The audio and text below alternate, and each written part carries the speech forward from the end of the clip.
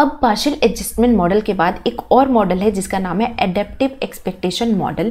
ये भी एक तरीका है एक्सपेक्टेशन डिस्ट्रीब्यूटेड लैग मॉडल को फाइंड आउट करने का, एस्टिमेशन का तरीका है। इसके पहले 2 मॉडल हमने पढ़ा, कोएक मॉडल और पार्शियल एडजस्टमेंट मॉडल। तो ये एडेप्टिव एक्सपेक्टेशन मॉडल को इस वीडियो में हम पढ़ेंगे। तो चलिए इस वीडियो को स्टार्ट करते हैं। अब एडेप्टिव एक्सपेक्टेशन मॉडल को किसने दिया है? तो ये कैगन द्वारा दिया गया है 1956 में। और ये किसके ऊपर एडजस्टमेंट इम्प्रूवमेंट है? ये कोएक ऑटो रिग्रेसिव मॉडल के ऊपर ये एक इम्प्रूवमेंट है। जबकि पार्शियल एडजस्टमेंट जो मॉडल था वो भी कोएक ऑटो रिग्रेसिव मॉडल के बीच के ऊपर ही इम्प्रूवमेंट था, वैसे ही adaptive expectation कोएक auto regressive model के ऊपर ही है। अब ये मॉडल का जनरल फॉर्म किस तरह से होगा? तो जनरल फॉर्म होगा YT beta 0 beta 1 XT star plus UT। अब अलग अलग मॉडल में अलग अलग रिप्रेजेंटेशन है जिसको समझना ज़रूरी है। पिछले मॉडल में जैसे YT स्टार था एक रिप्रेजेंटेशन जिसको हमने समझा था, अब यहाँ पे XT स्टार है, यानी कि हमारे इंडिपेंडेंट वेरिएबल में हमने ये YT स्टार किया है। तो Y हमारा इक्वेशन इंडिकेट करता है कि एनी टाइम पीरियड जो T है उसमें जो भी डिपेंडेंट एक्सपेक्टेड लेवल है XI, यानी कि उसको हम XI स्टार बोलेंगे, ये हमारा एक्सपेक्टेड लेवल है। और जो हमारी हाइपोथेसिस है वो एक्सपेक्टेशन लेवल को किस तरह से एडेप्टिव प्रिंसिपल में हम उसको दिखाएंगे, इसको एल्जेब्रिकली हम पहले एक्सप्लेन करेंगे। तो एल्जेब्रिकली अगर हम 2 पीरियड का जो हमारा एक्सपेक्टेड वेरिएबल है ये इसको हम इस तरह से रिप्रेजेंट करेंगे। अगर हम कोएक अप्रोच की बात करें तो वहाँ पे लैम्डा था, पार्शियल एडजस्टमेंट की बात करें तो वहाँ पे ये था, और अगर गामा और इसकी बात करें तो यहाँ पे ये रेंज है ये। तो अलग अलग रिप्रेजेंटेशन है। तो अगर हमारे इंडिपेंडेंट वेरिएबल के लैग में अगर ये रिप्रेजेंट है गामा का, तो ये हमारा कोएफिशिएंट है और इसकी भी वैल्यू 0 से बड़ी और 1 से छोटी या बराबर होनी चाहिए। अब हमारा जो रेंज है ये गामा, ये क्या इम्प्लाई करता है? ये एक्सपेक्टेशन जो है ये बताता है कि एक्सपेक्टेशन हमारे एडेप्टिव है, और ये जो मतलब है इसका कि करेंट एक्सपेक्टेशन जो भी करेक्ट एक्सपेक्टेशन फॉर्म होते हैं वो हमारे प्रीवियस एक्सपेक्टेशन के ही बेस पे होते हैं, और जो हमारे एडेप्टिव जो पीपल है वो हमारा रिफॉर्मुलेट करेगा एक्सपेक्टेशन को उस period according to the current expectation, जो इस तरह से लिखा जाएगा, यानी कि हमारा करेंट एक्सपेक्टेशन है और ये हमारा प्रीवियस एक्सपेक्टेशन है। अब हम इसको अरेंज करेंगे किस तरह से?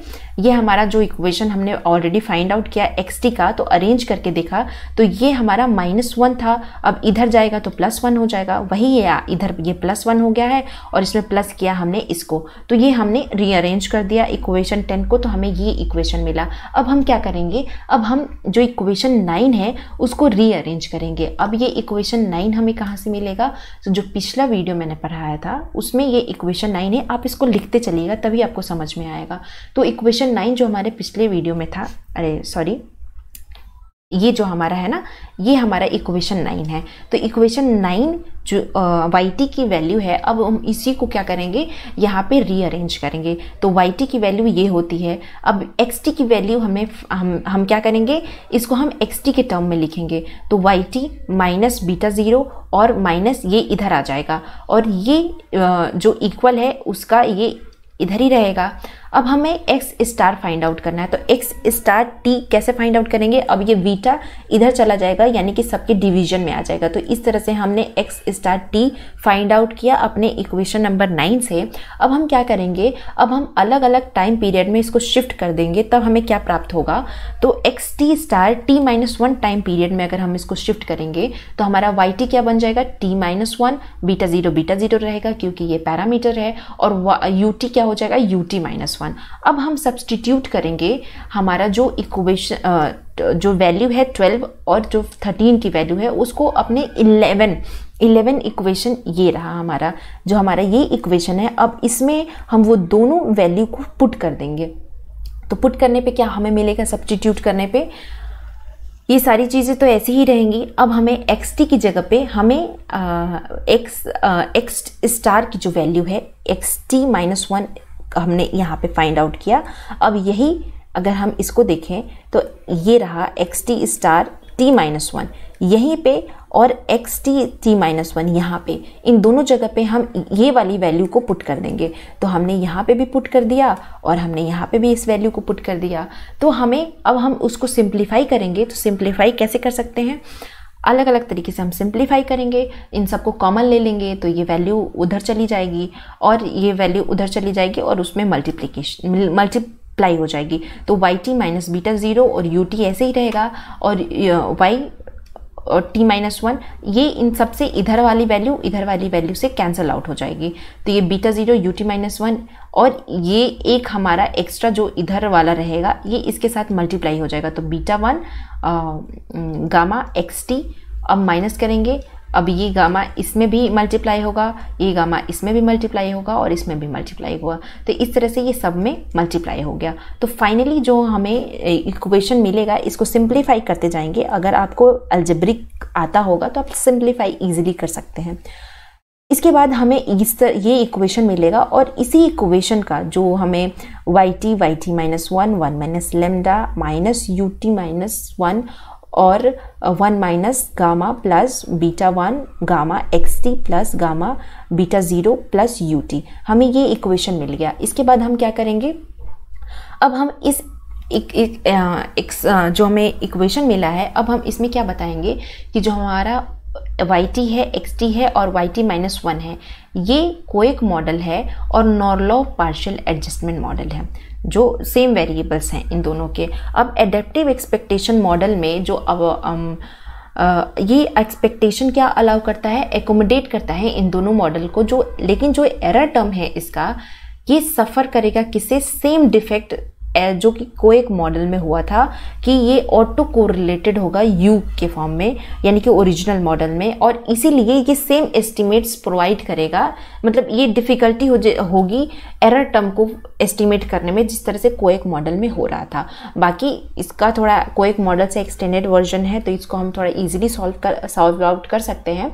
उसके बाद जब ये हमारा मॉडल इंक्लूड क्या करता है, एक से ज़्यादा लैग्ड वैल्यू को इंक्लूड करता है और साथ ही साथ जो इसके डिपेंडेंट वेरिएबल हैं वो एक्सप्लेनेटरी वेरिएबल में ये एक से ज़्यादा एरर टर्म को लैग्ड वैल्यू को वो करेंगे। अब इसी को हम ऑटो रिग्रेसिव मॉडल कहेंगे। ये मॉडल हमारा यहाँ पे इक्वेशन दिया हुआ है।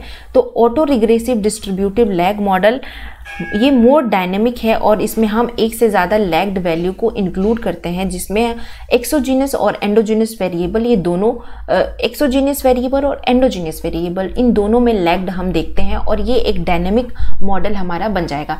अब ये है हमारा एक्सोजीनस वेरिएबल और ये हमारा एंडोजीनस वेरिएबल। लेकिन इस मॉडल में देखिए हमारा एक्सोजीनस वेरिएबल एंडोजीनस वेरिएबल दोनों में हम लैग देख सकते हैं और इसीलिए ये डायनेमिक मॉडल है।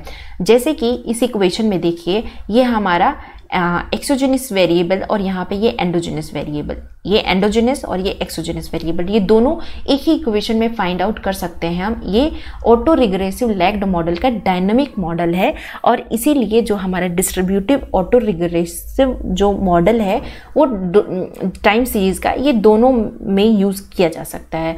तो जो हमारा नॉर्लॉफ ये जो एडेप्टिव एक्सपेक्टेशन है ये ज़्यादा एक्सटेंडेड है हमारे कोएक मॉडल से और ये डायनामिक मॉडल दे रहा है। तो इस तरह से हमने इस वीडियो में दोनों मॉडल को पढ़ा कि इसके पहले भी जो हमने मॉडल पढ़ा वो सारे तरीके हैं एस्टिमेट करने के लैग्ड मॉडल को। तो आई होप आपको ये लैग्ड मॉडल समझ में आया हो। थोड़ा सा डिफ़िकल्ट है समझना एक बार में, अगर आप एक दो बार देखेंगे तो आपको समझ में आ जाएगा। तो thank you so much and stay tuned for